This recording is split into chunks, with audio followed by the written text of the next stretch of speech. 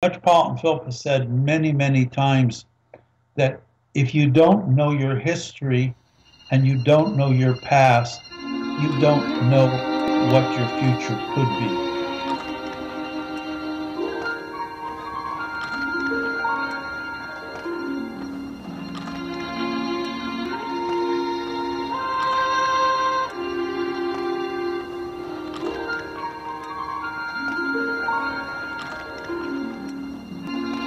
The surrounding buildings are all new or have been reconstructed. I actually don't recognize anything.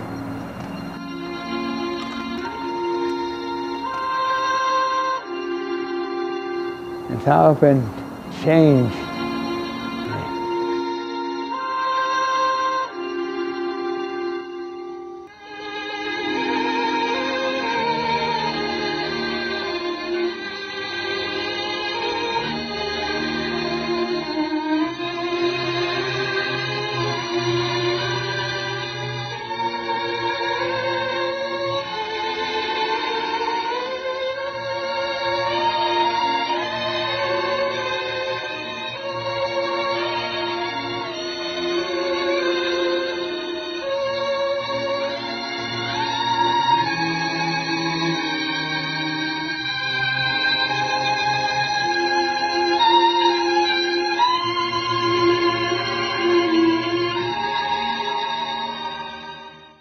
That's Jiddi. That's my grandfather, my mother's father. That's Jiddu. My grandfather is George Arjur, was grandfather. My mother was a Jarjur. East of Beirut, if you're traveling between Beirut and Damascus, you come to a little place which is called Shtura. And if you took a right turn at Shtura and went up in the mountains, you come to some of the villages where most of our people are from.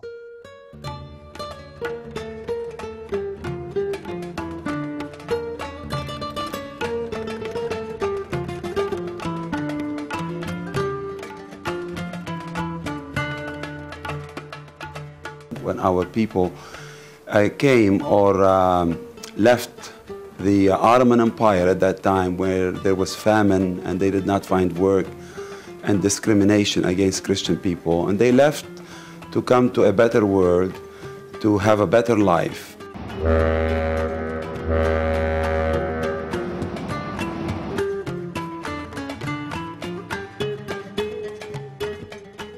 I can't imagine how people came to this country with all this snow, and they walked around and they paddled and they sold things from one place to another. It must have been very difficult. God bless them and God rest their souls, because they sort of set the stone for this community that we have now. Our families came from the old country with no money, only spoke Arabic. They came here and they did the best they can do. Thank God they built a church for us. I mean, with no money, that's pretty hard. As you know, with all these immigrant communities that came, they wanted to feel home in this new world, and so they got together, all of them. They needed to be together around each other.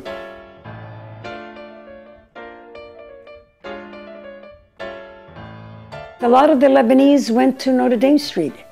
Oriental Olive, which are relatives of mine. Guys from Gosford, corner location was Amber. Upstairs they had Shaheen Binding. Across the street was the Shami brothers. The Zagirs had a wholesale jewelry. We're also on Notre Dame. And then C&A Chatilla on the left-hand side of the street. There was quite a few Lebanese people that had their businesses on Notre Dame Street. It was down in Notre Dame because most of the people that came to Canada from Lebanon, they got off the boat over there, and most of them lived down there on St. Elizabeth Street and, you know, all that area. It's because the boat They got off the boat there, so they naturally chose to live there. We know that the Abu Samra Khoury family was there and established a business in 1892. But there were people that were already there in 1888. And when Bishop Hawawini arrived in New York, they made contact with him and asked him to come up.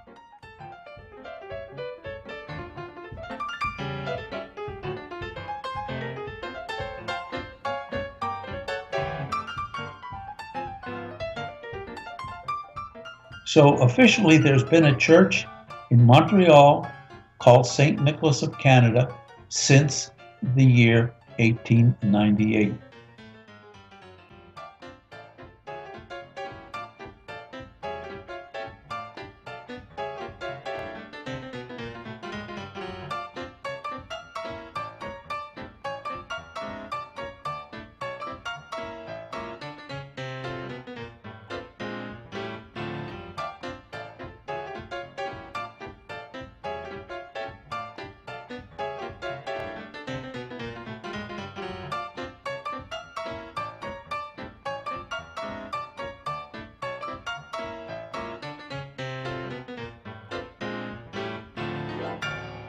The old Montreal community was shepherded by that new saint, Saint Raphael.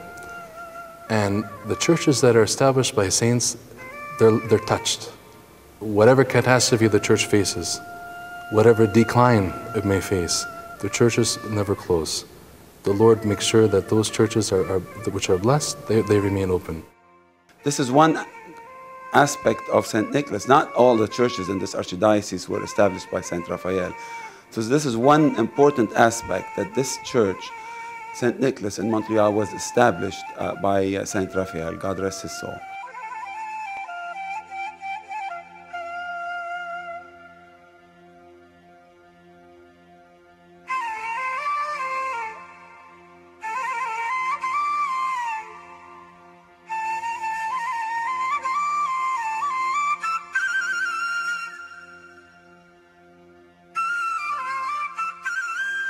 I do believe I'm standing at the front doorway of the St. Nicholas Antiochian Church in Montreal.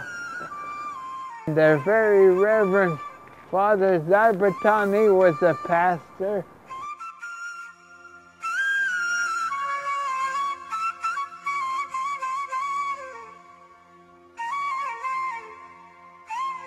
We didn't have a permanent pastor there until 1917, when Father Michael Zarbatani became the priest. Father Zarbatani, he was the first and only priest that was around, and then he baptized me. I was baptized in St. Nicholas by Father Zarbatani. I was married in St. Nicholas by Father Zarbatani. Father Zarbatani would make the rounds of Ontario and Quebec and all of the outlying areas on a regular yearly basis or twice a year to conduct baptisms or weddings or funeral services. He'd go up to Sherbrooke, he'd go to St. Adele if necessary. You know, he traveled around, Father Zarbatani. And then Father Joe continued it when he was here, and every several months he'd go to Cornwall and have a church service for the families there. My recollection and my understanding of Father Zarbatani came from stories that they told about him. For me, he became the role model. He was the one that set the pattern for me. He stayed there 42 years, which is evident of the fact that he didn't leave the parish. His health left him, and he was no longer able to function.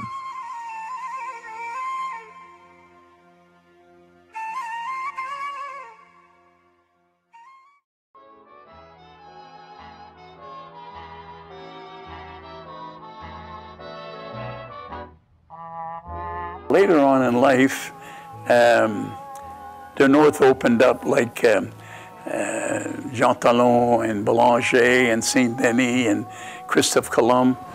But before those days, I was told that Montreal North was up to Sherbrooke, way back when, before my time. That's interesting, eh?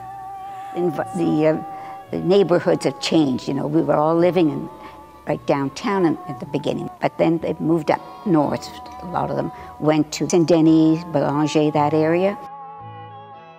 From around 1938, there seemed to be very many families living on St. Vallier, Christophe Colombe, St. Zatique, in that area. But I do remember the occasion on many times going to the Chateau Theatre.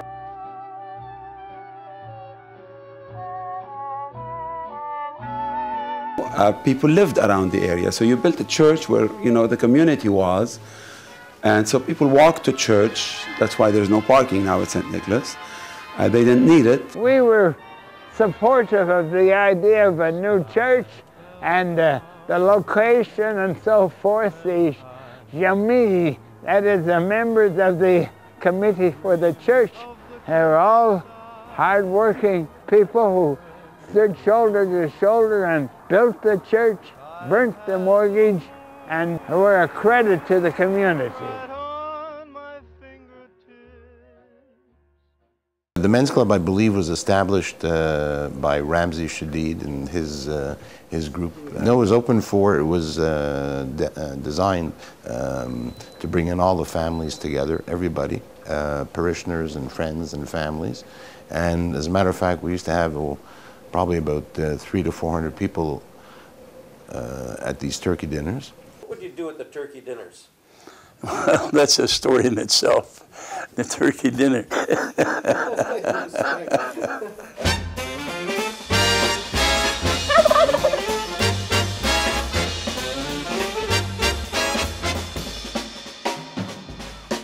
The turkey dinner, which is a prestige place to go and have dinner at Christmas time. And it became an institution in the church that around Christmas time the men's club would get these turkeys together and cook them, and then we'd all join in carving and serving it. We were the carvers, the cooks, the chef, if you want to call them. Well, that's a good expression. They were very active, and I can remember as we're sitting here right behind, there was a stage.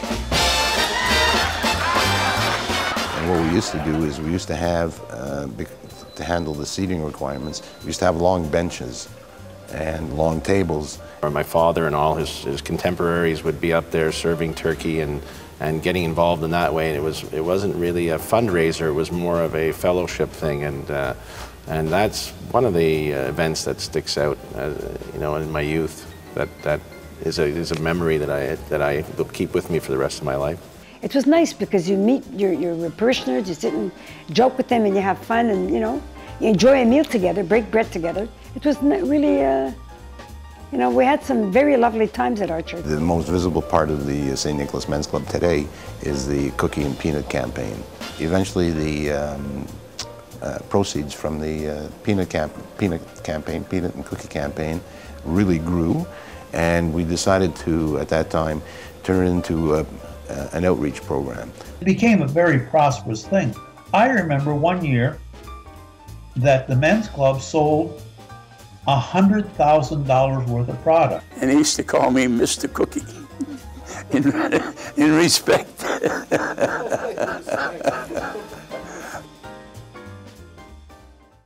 Mavel de Rio, I think this was Vivian Sakely, Joan Coury, Eva David, Julie Coury, Mrs. Selhani.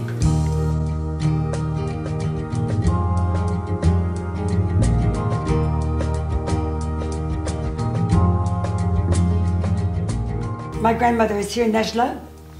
She was the first vice president of the Antiochian women when it was first established.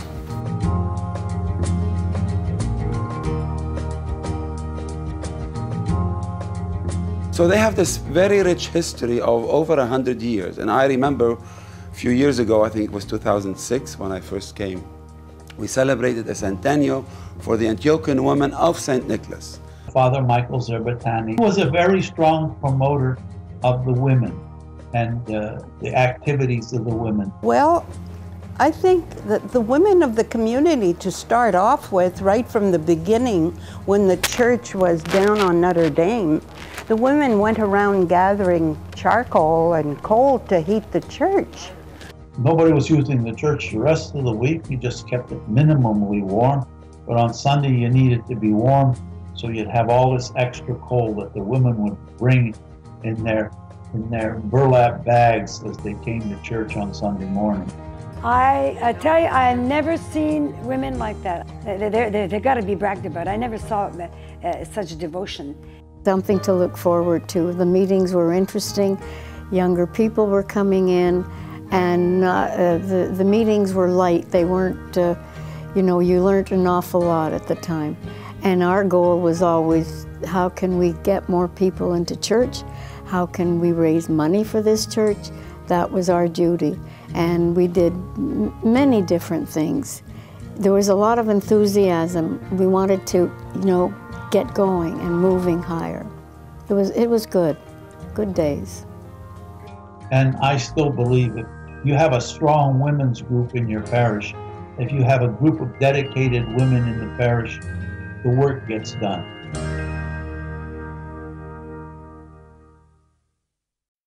Every Sunday when I woke up in the morning, it wasn't I'm getting up to go watch cartoons on TV. It's get up, you're getting dressed, you're going to church. What's Sunday's schedule? It's wake up, you go to church, and that's it. And after that, I started teaching. I became an altar boy, and then I decided I would like to try to teach, and they needed some teachers, so I did that, and I enjoyed that a lot. Not only are we involved, but we're going to make our children and have our children become involved, because they will do as they see their parents. And I'm hoping, and I'm sure it's still happening today, the younger generation will always follow the older generation. At one point, Larry Zakeb, he was in charge of the Sunday school and called me up and said, Auntie, I think it's time you bring the children to Sunday school. And actually, when he did that, that's when it awakened me, and I brought them to church, and I became more interested because I was more exposed to the church. You know, I have to thank my parents, who really instilled in me a sense of what the church is and what the church means in our lives, and they brought us to church in order to sort of get us exposed to the church life. You know, you grow up watching your father so involved, and your mother, in different organizations, that when even as a young man, and my sisters feel the same way, when you looked at my father and he was making a speech, or his passion, it was really his passion that really impressed us the most. His dedication to the church, to the archdiocese. I mean, you have to feel a sense of pride. And, you know, as a young man or a young boy, you say to yourself, you know, I hope one day that I can, you know, contribute to the extent that my father has, because you see the level of respect that he had, how he cared about the community, how he wanted the community to grow and benefit. The church has so much more competition today than it ever had before. Swimming and birthday parties, hockey, all those things, it's hard to compete. But my message to the parents would be that, yes, you know, you want to have one day off in the week. It's fine to take a day off, but not every single Sunday. I call on the next generation to work together to support our parish in the many good deeds that it does for those in our community. Sure, it was built by someone in the past, and they established it, and they did many, many things. But it belongs to you, the young people of today, the youth of today. It belongs to you to generate it and keep it established. And I feel like it's my second home, St. Nicholas. Everybody have a hobby. My hobby is, beside my family, it's St. Nicholas. St. Nicholas is a wonderful place to be. The people I met here is overwhelming. I'd love to pay my respects to all those who have departed from this life and paved the way for us young people to enjoy the fruits of their labor. We have a wonderful tradition. I hope it is maintained. A community as old as St. Nicholas and as vibrant as it was, that it will become vibrant again, and it will go back to the days, you know. But we have got to have an element of faith. People need to come to church because they want, because of their faith, because they realize that here on earth we only find salvation in the church.